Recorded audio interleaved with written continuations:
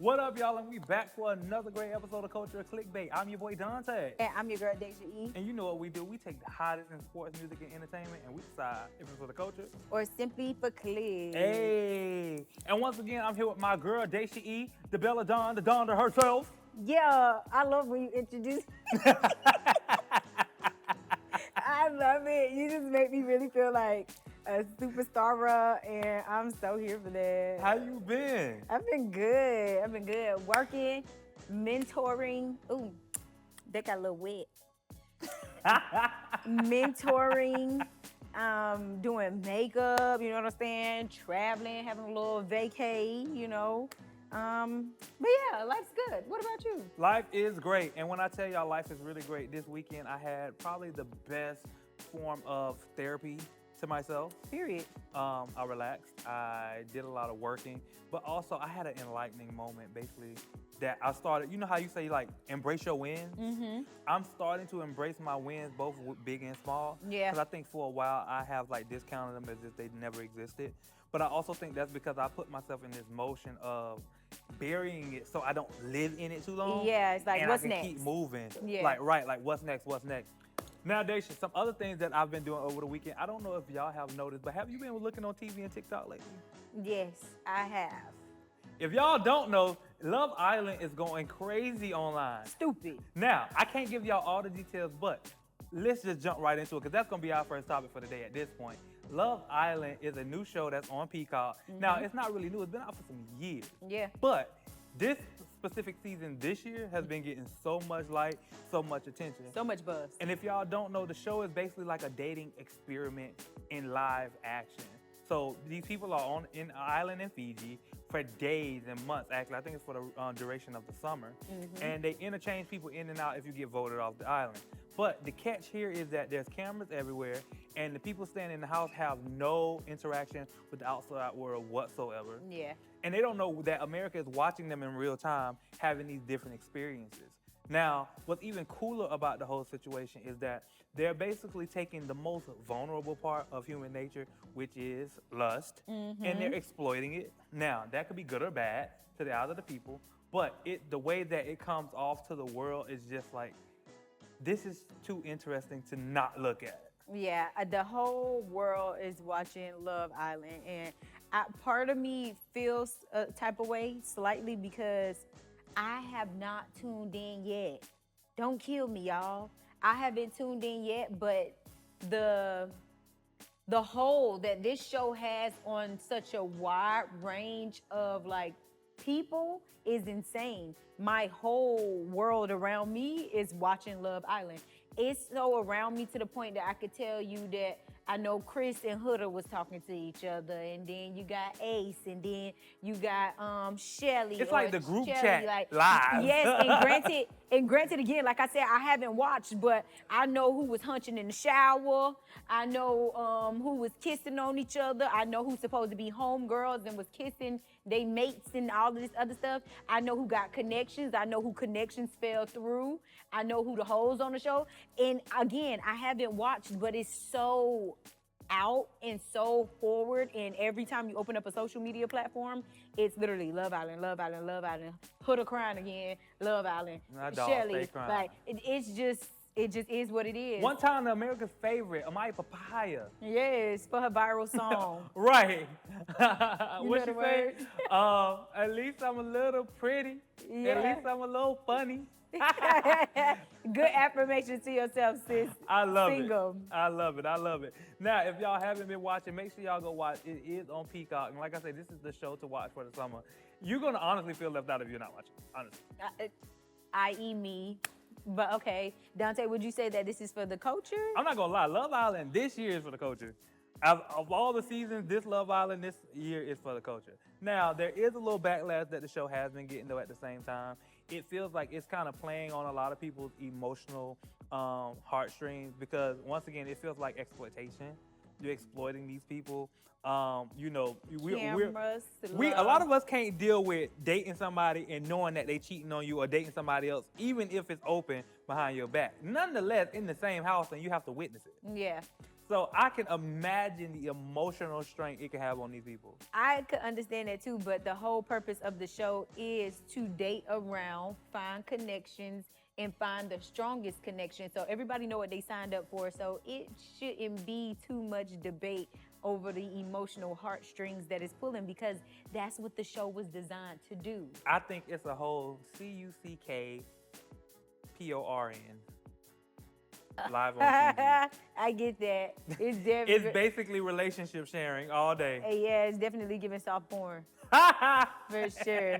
Some places kind of hard. Now, what did you think?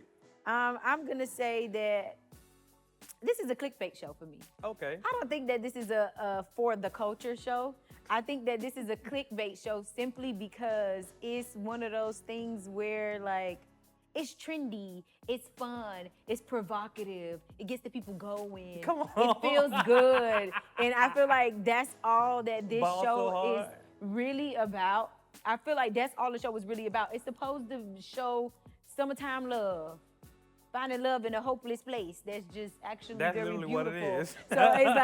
So it's like when you think about it, right? It's a clickbait show, but it's a clickbait show with the intent, I guess, to kind of just like show how people build their relationships and their connections. And It shows definitely and- Gen Z dating experience. Yeah, for sure, because everybody under like 27. There's nobody on the show under over 27. Yeah. So it's giving young, dumb, full of cum Literally, in the literal sense. with love. Now, speaking of other people who are full of cum, Oh my God. That was a great way to segue into this next topic, because we have to talk about the fact that Diddy verdict has come in and he has been acquitted of 3 of the major charges that he was looking at and only found guilty on 2, which was prostitution related. So what I would like to say in reference to this, Dante, is just simply, we kind of called it. yeah. We called it from the beginning of they were not doing a good job at building a case for a RICO and for the major charges and things like coercion and different things like that. Like, it's hard to say that he's guilty of any of these things if it can't be proven. So it's a lot of controversy around this topic simply because some people feel like justice wasn't served. But if you look at the technicalities of the case, and if you've been tuned in every week, it really is justice being served Right. based upon the facts and the cases that were brought to the table to try to convict him. Right.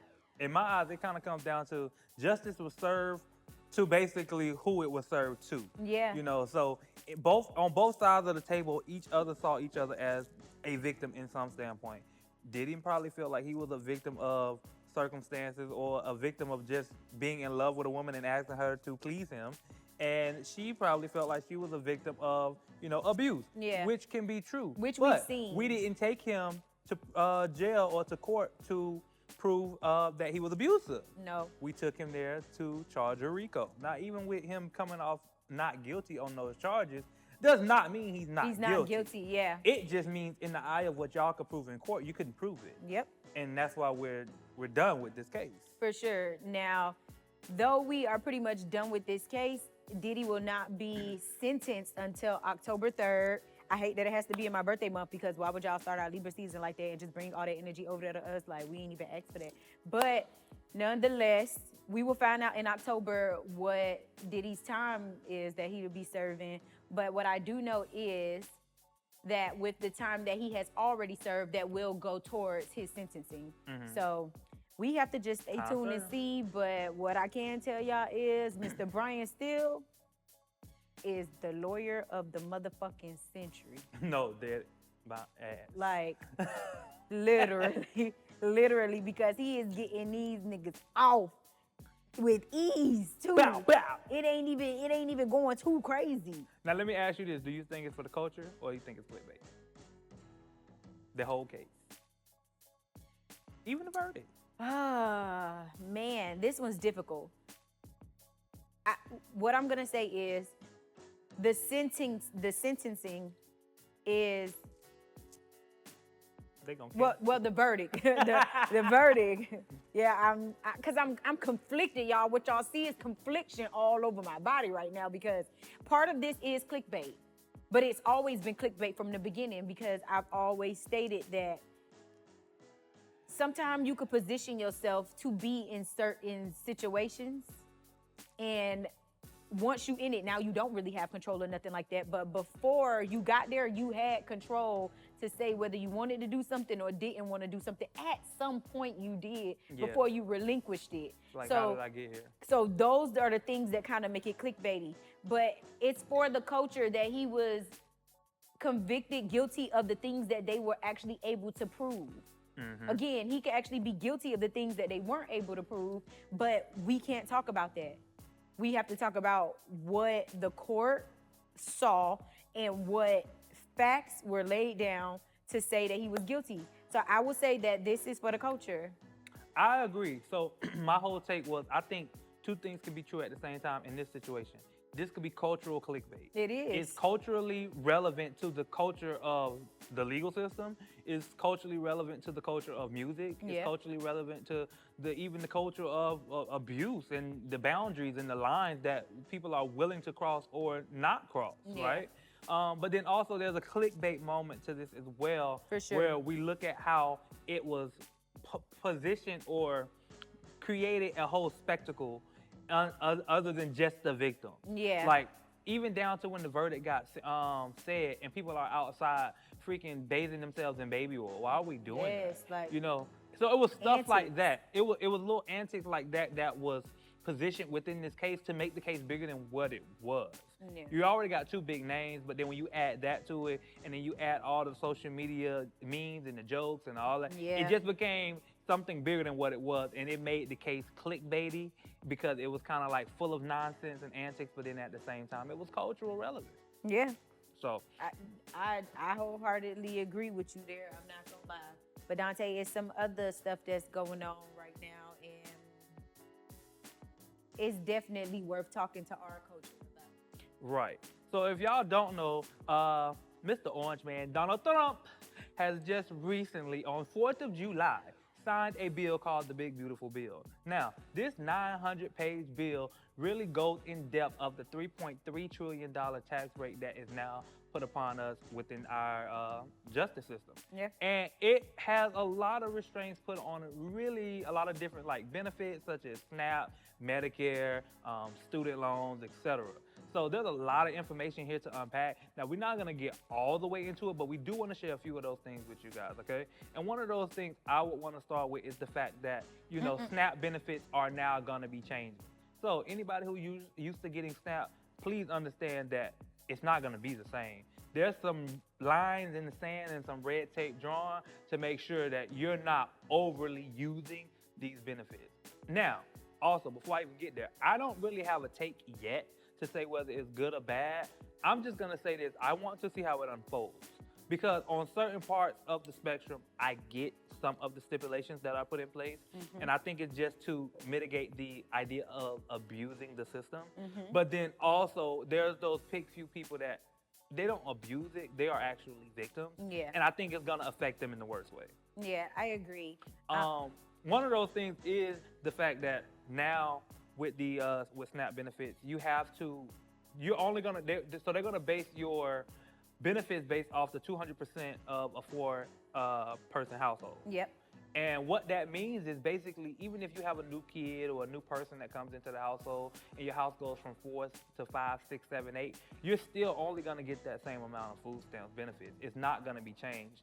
And it could be up to the state itself to decide whether or not they wanna add any type of provisions. But for the most part, it's pretty standard and they don't plan on changing. Yeah, for sure. Now, there are a couple of other things that's happening with this as well, like different things with Planned Parenthood and contraceptives and abortion rights.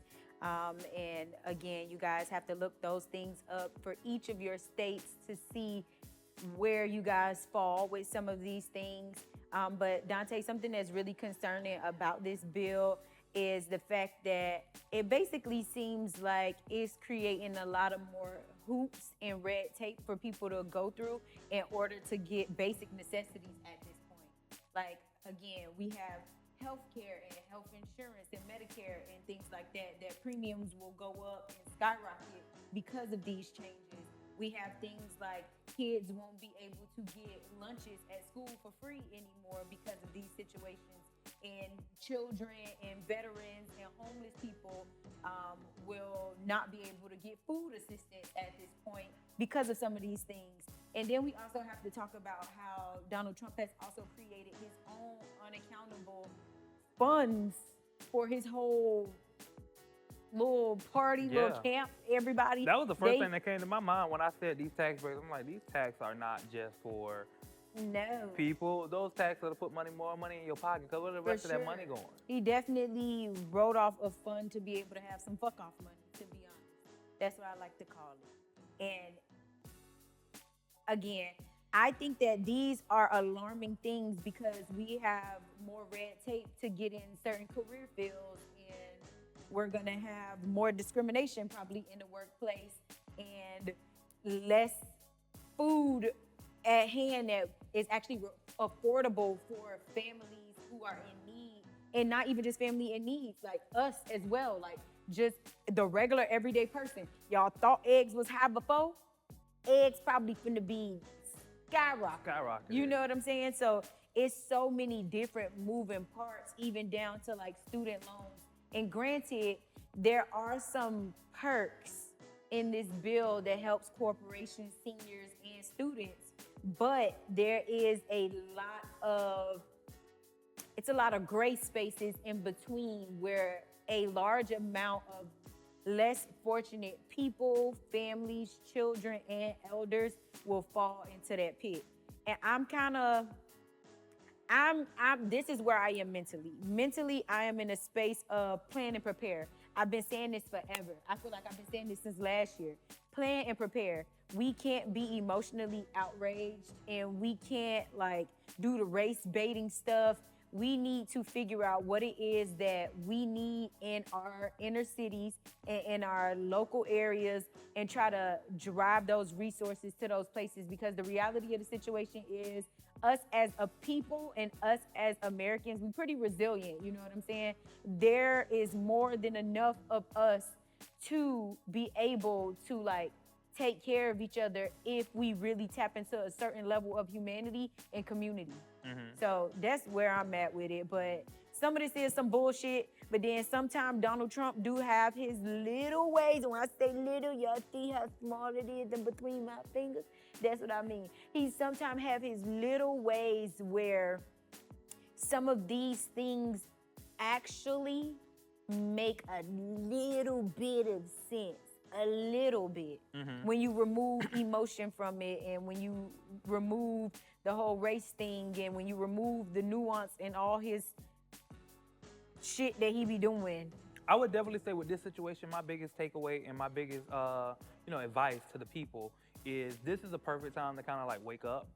For real wake up, because a lot of us are really asleep. And when I say woke, I'm not saying it in the idea of the cliche idea of being woke.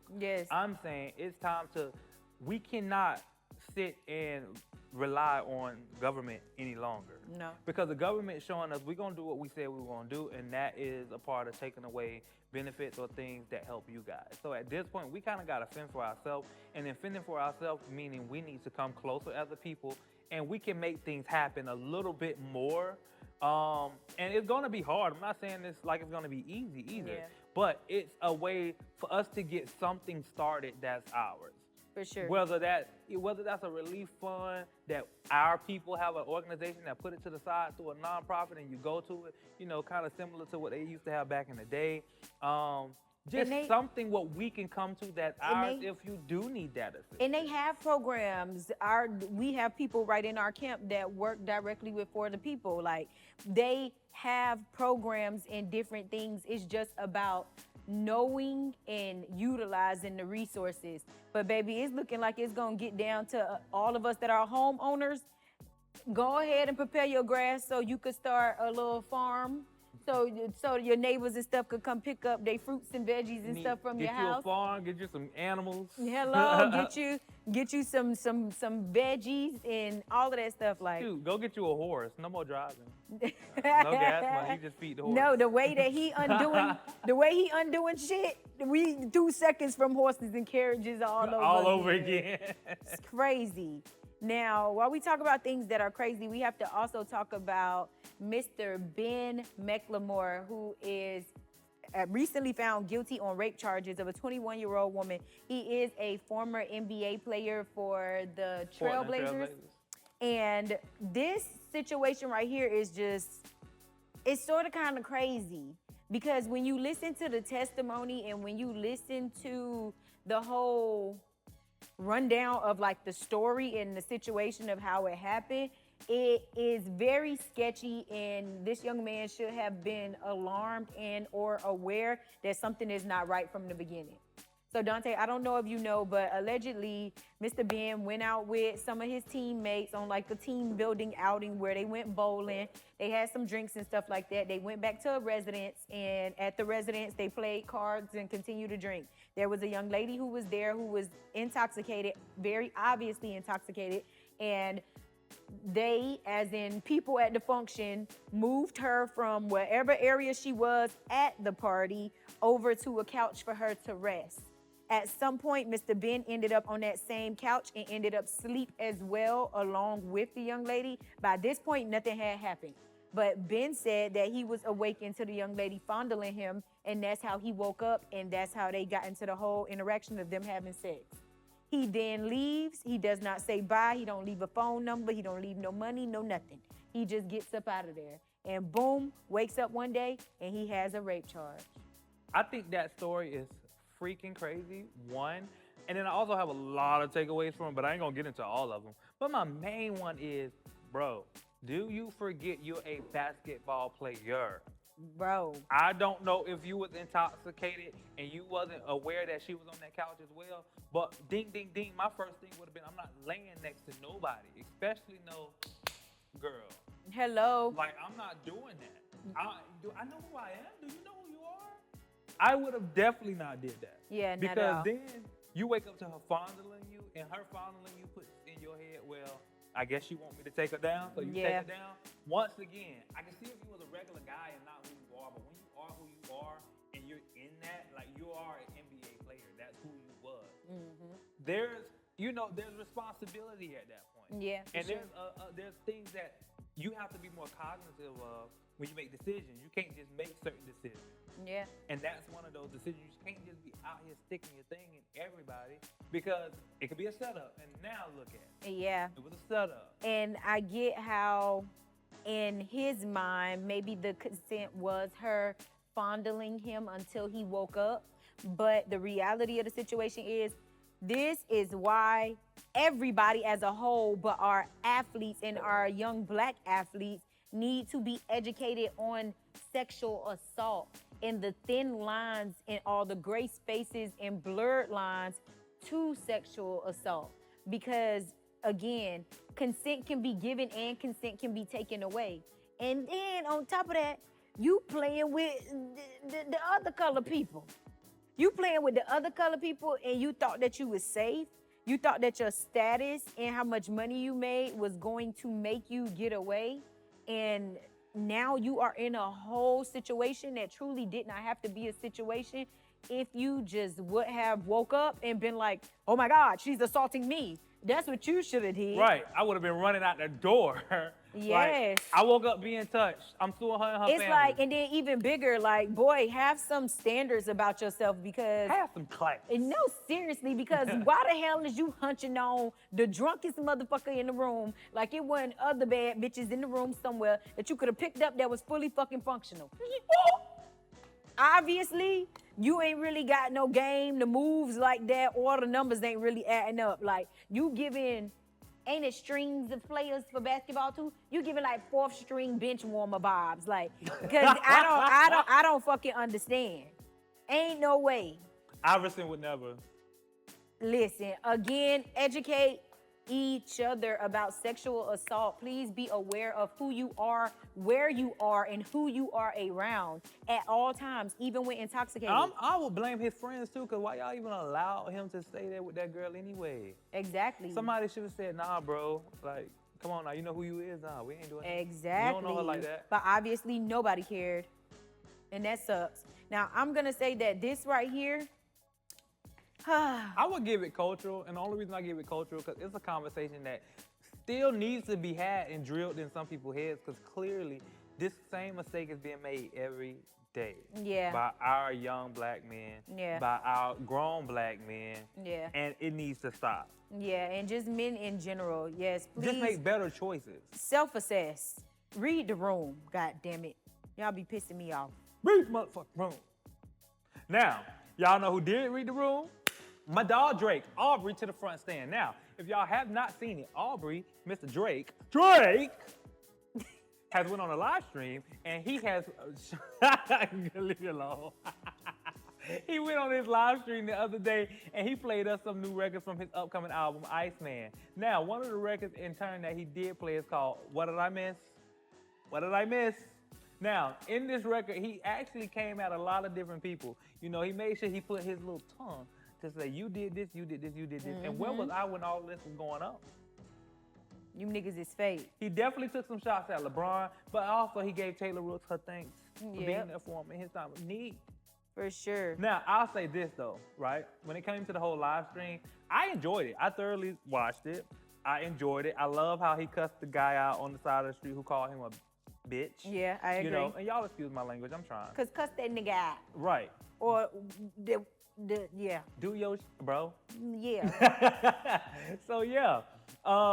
Yeah, he cussed the man out because he called him a B word. And just the whole live stream though was interesting enough to me because it gave us real raw music in real time, to the point that even when he gave his little performance of What Did I Miss record, it was almost like watching a music video. Yeah. In live format. It was. You know, and it kind of goes back to a conversation we had before about things kind of taking a turn when it comes down to content, music, just the infrastructure of entertainment is moving into this really, really 24-hour, all-day type of space where now you'll be sharing experiences with people other than just watching the experiences after they've played out. Yeah, for sure. So I think that this is actually really cool for Drake. And this is a good way for Drake to kind of like level himself back out.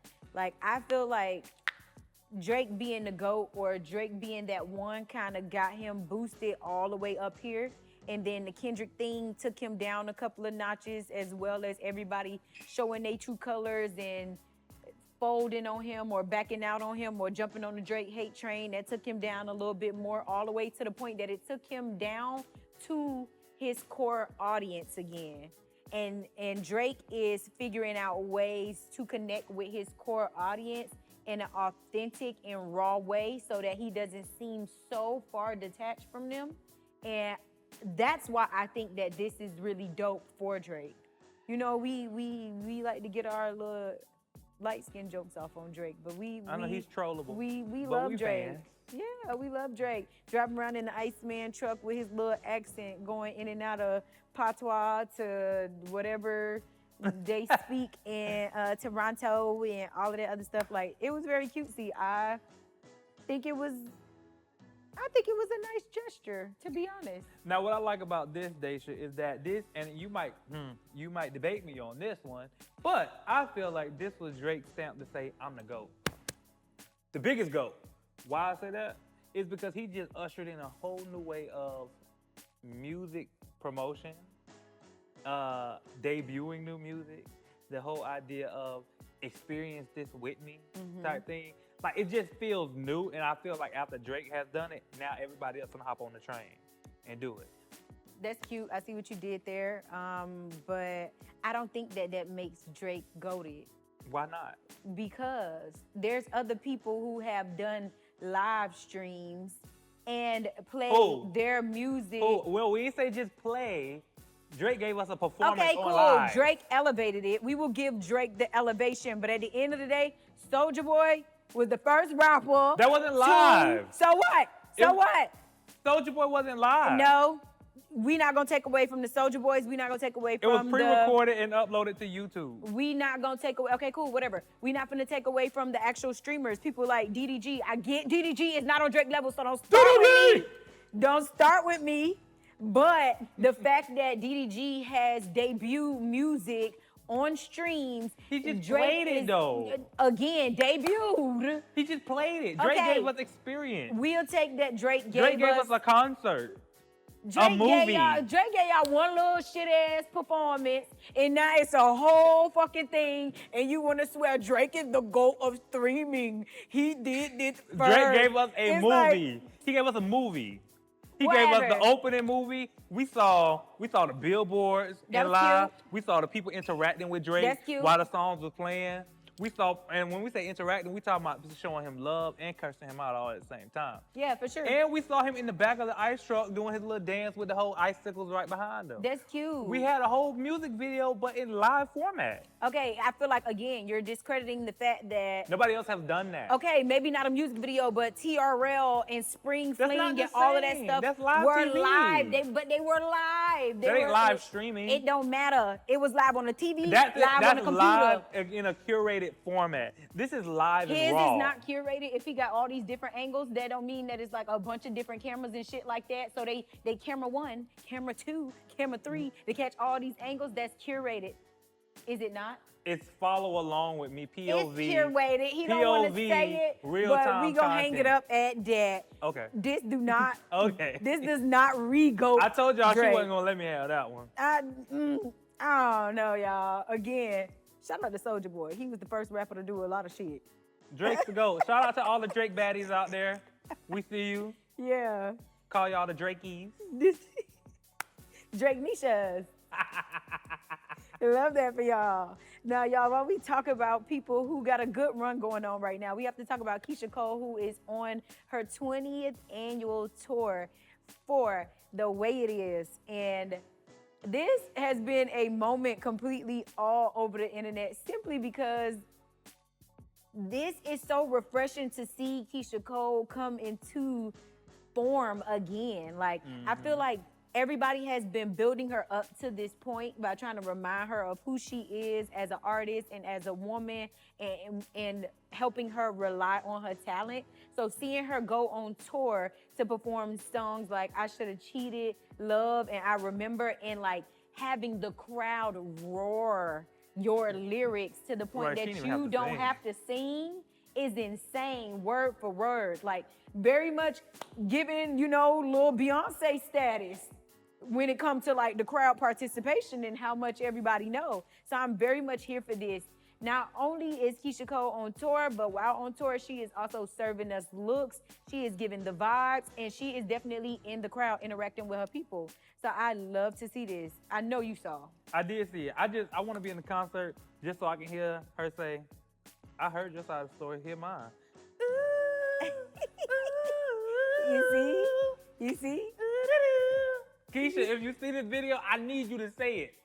Turn the motherfucking lights off. No, for real, you see? The people love Keyshia. So we are very much here for this. I'm going to say that this is for the culture. In Atlanta, you will have your cultural experience on July 22nd. So y'all go ahead and cop them tickets. Keyshia Cole is definitely for the culture. Now, somebody else who's for the culture and music that we gotta talk about today is Brent Faiyaz. If y'all have not seen it, Brent Faiyaz has recently released a new single called Peter Pan out on this past Friday. Now, of course, with that presentation of his new single, he also showed us an upcoming album in his new era called the Icon Era. The album is set to drop September 19th. Now, Daysha, when I tell you it was in true toxic, moody, melodic Brent Faiyaz fashion. I heard the song Peter Pan, I loved it, but also I am a Brent Faiyaz fan, so I Same. love toxic guy music. It's the Aquarius in me, don't blame me. Yeah, I like it too, Loki. So if y'all have not checked it out, please check it out because it is great, and I would implore you to listen to it and really like it because I'm ready for the Icon Era. Yeah, me too. I'm excited to see what this Icon album is about because with that being the title of it, it better give iconic in every way, shape, and form. So Brent, POP, hold it down. We go stay tuned to see what you giving. But culture. What you think? It's definitely for the culture. I think it's when it comes to Brent Faiyaz and it comes to R&B music as a whole. Yeah. Because R&B has not been the same for a while, but these last 2 years, R&B has been holding it down. So to see Brent Faiyaz coming out with some new music and hopping on the R&B wave all over again, it just feels refreshing. It feels like our core is back. Because we just had a conversation. Remember what I was telling you? I felt like a lot of R&B artists, especially the males, have not been really holding it down right now. No. We only a few, only like new faces, but like our core, like the Brent Faiyazes, you know, some of those guys, they've been quiet. Yeah. They're back. They're back on the scene. Yeah, the boys are making noise outside, and we love to hear it. Now, while we talk about the guys that are making noise outside, we have to talk about Chance the Rapper, who dropped his new song called New Bop, and that's featuring Lil Wayne and Smino. And let's just say, it's a cute little summer bop. It's giving little boppity bop. Yeah, and they got the reference from India Arie on there. Love the reference from India Arie. Sometimes I watch my booty, sometimes I don't. And then Stop saying that. That's not the words to that lady song. That boy is crazy. Wait, what's the lyrics? I'm not the average girl from the radio. Bro, all these years I've been saying sometimes I watch my booty, sometimes I don't. Oh my God. That's crazy. Now, That's wild. This song right here for me is pretty dope for real, because we haven't heard nothing from Chance the Rapper in a minute, but it's giving summer in a big city. It's giving, he talking about rolling up and frying up and all that good stuff. It's giving spark a little blunt and pass it to your homeboy and y'all chill and get some sun. It feels fun. It was though. The song actually was a fun, real good, feel good vibe. It really did. I'm here for it. Now, some things that didn't feel good today in news that we have is Mr. Julian McMahon. Now, if you don't know who he is Dr. Doom of Fantastic Four.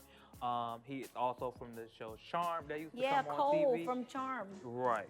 So, if y'all don't know, he actually recently just died at the age of 56 to a private cancer battle. Now, this is unfortunate to hear because it's one of those situations that it's like, well, when did this happen? Yeah. You know, as fans, we're like, well, when did this happen? What happened? How long have you been sick? Blah, blah, blah, blah, blah. Yeah. Nobody knew. So it was kind of like out of the blue.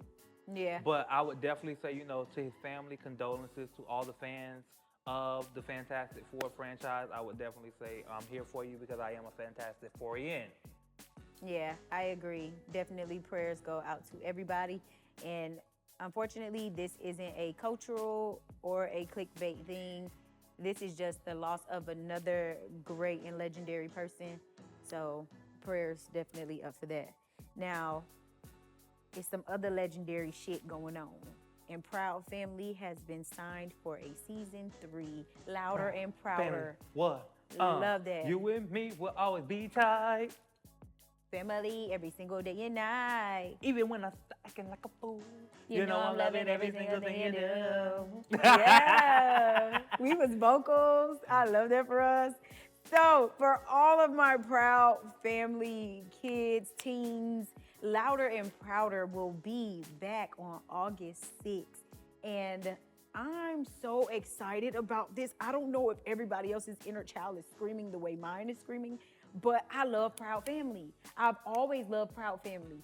And the reason why I've always loved this show is simply because they provide a Black experience and they cover so many different angles of diversity, because you have Zoe and you have La Cienega and like you have Dejanay, and you have like so many different cultures represented. But then you also have Proud Family being one of those shows that touch on a lot of like the controversial conversations and colorism and just a bunch of different things, to the point that it's just like, I'm excited to see what happens on this season of this show. Now, if you ask me one thing that I'm waiting on when it comes down to Proud Family, I want to see Orlando Brown. I want to see Sticky come back. Bring Sticky back. We need Sticky back. Can we at least bring his voiceover back? Like, yes, like give him a chance. Damn. Give my dog a chance. How was he supposed to know?